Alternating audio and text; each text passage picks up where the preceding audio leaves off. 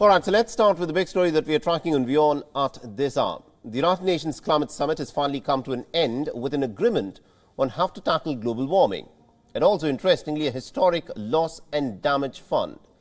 And this deal covers funding arrangements for loss and damages that have been suffered from climate disasters in vulnerable nations.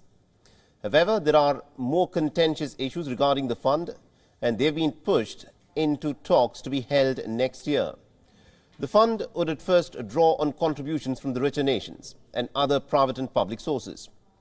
And now, China, which is considered to be an emerging economy, is not initially required to contribute. However, that option will be open to changes in the coming years.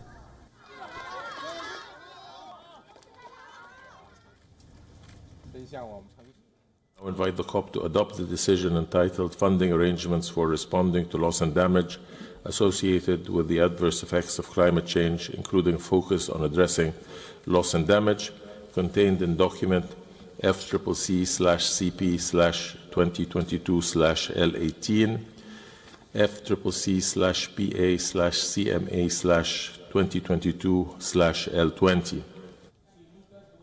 The United Nations Chief Antonio Guterres has welcomed the fund for loss, but has said that the world still needs a giant leap on climate ambition.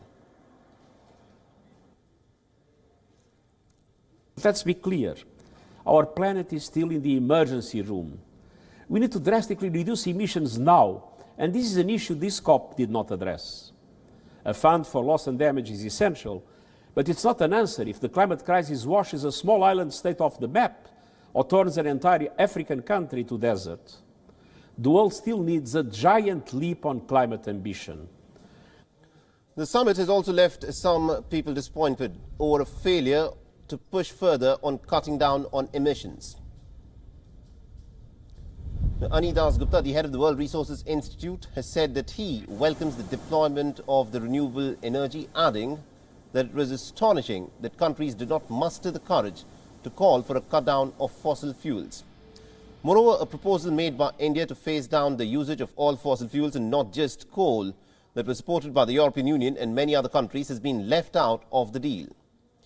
Meanwhile, France has come out and said that it regrets that there was lack of ambition in the agreement that was reached in the summit.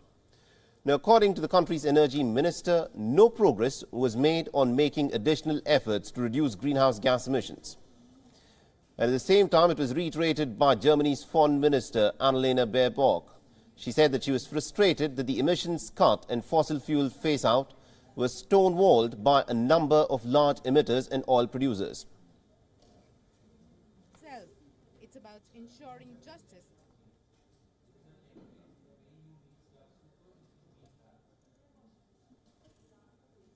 WION is now available in your country. Download the app now and get all the news on the move.